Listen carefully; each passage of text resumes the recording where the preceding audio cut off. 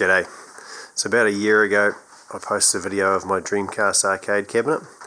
So I said I'd make another video of how it works and how I built it. So this is a quick rundown. So this is my cabinet. Built it. It's got a bit of a design off the internet. Fairly classic sort of tabletop arcade shape. It's got red T-moulding. I have installed a couple of fans, one left and one right of the speaker there. It's a subwoofer out of one of the Logitech. Like I said, it's like a computer home theatre for very crappy speakers. Yeah, so I'll show you a little bit in here. So this is a Dreamcast. I've put a Dream IDE Reborn into it. So in the back here it's got it's not very easy to see there, some pins and everything coming out. It's a 40 pin IDE plug. You can either put a hard drive into it using a plug like that, or a little adapter for an SD card like I've got. I tried many versions to try and get the arcade stick to work. I pulled apart a controller. I was going to put it in here, hence all the routed out bits, but it didn't really work properly.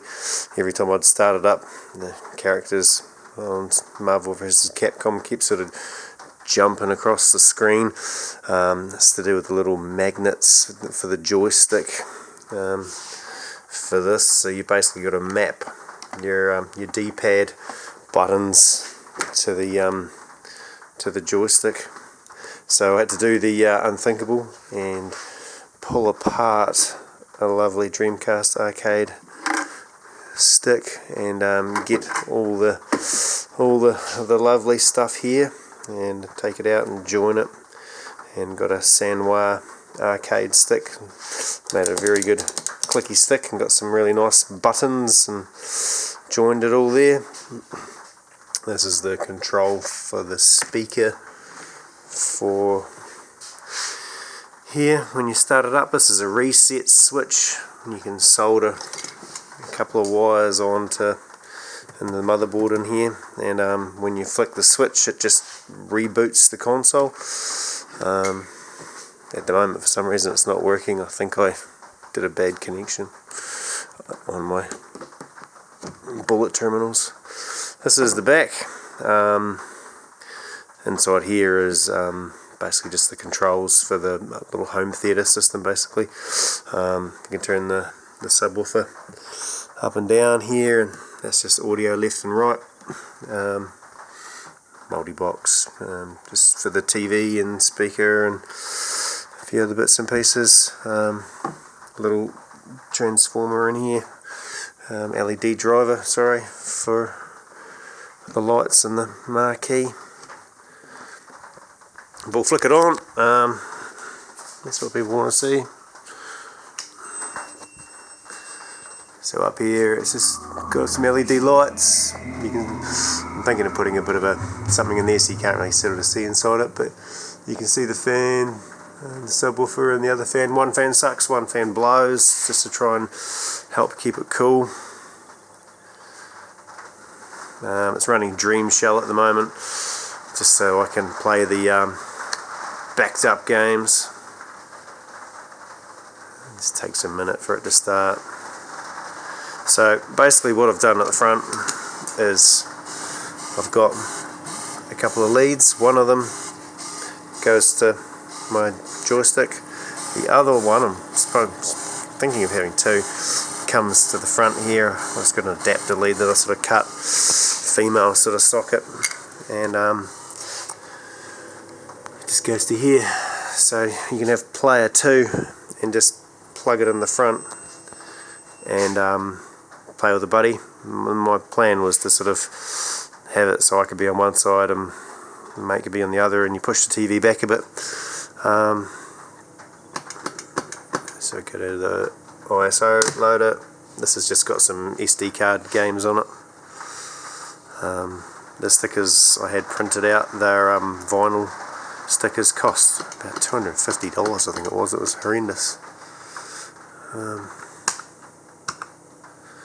So I've got some games now. The only downside is you need to use the joystick to scroll through the list of games on Dreamshell, and at the moment basically you're using the D-pad, so you've got to get the controller, plug it in the front, and be able to scroll through the rest of the games.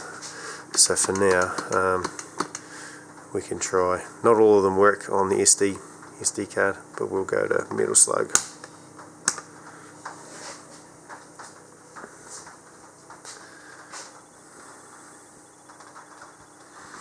Yeah, it's working, it's good. So I can adjust my volume here, it goes pretty loud. Metal Slug 2. It's pretty kick-ass, just left and right speakers and a center speaker, and then the subwoofer.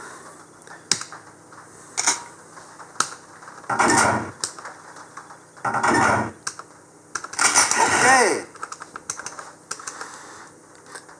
So I just went for a fairly nice sort of Mission button 1. mapping. Start. Turn it down a wee bit. Hard to play one-handed, but you get the gist.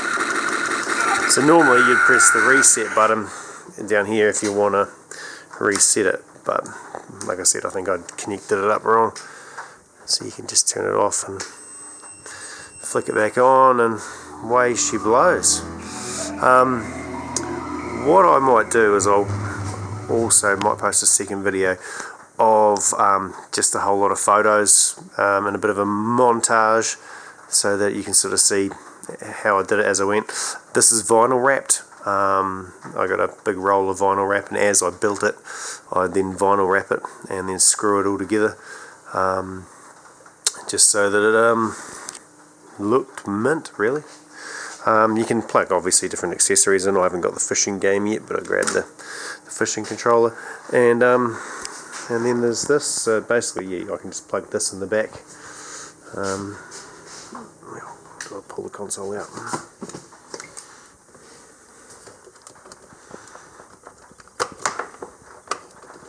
Try not to wreck anything.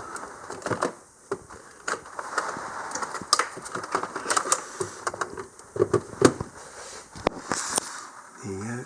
So it's got a power supply that comes from inside the console. I think it's 3.3 volts or 5 volts, one of the two. So right, we'll wiggle that out and flip it over. So got that off AliExpress. SD card in there. But if you want, you can then get this. So I've designed it so that this sits over here and the console sits there. It's just got a standard power in it, and basically you just plug it in and it works exactly the same way. Load times are supposed to be faster, and I think it's more compatible on games, but I haven't really played with this for a while.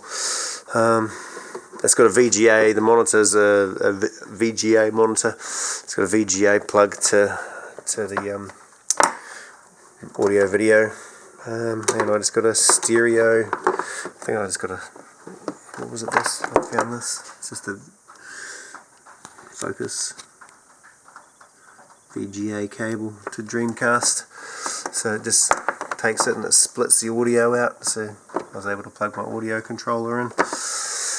Yeah, that's basically it. Like I said, I'll try to get some videos together and get you guys a bit of a how I made it. Very dusty, very, very long. Took about a year, maybe even more to make. Cool project. So yeah, I don't know. Tell me what you think. Share some of your own videos. Cool. Cheers.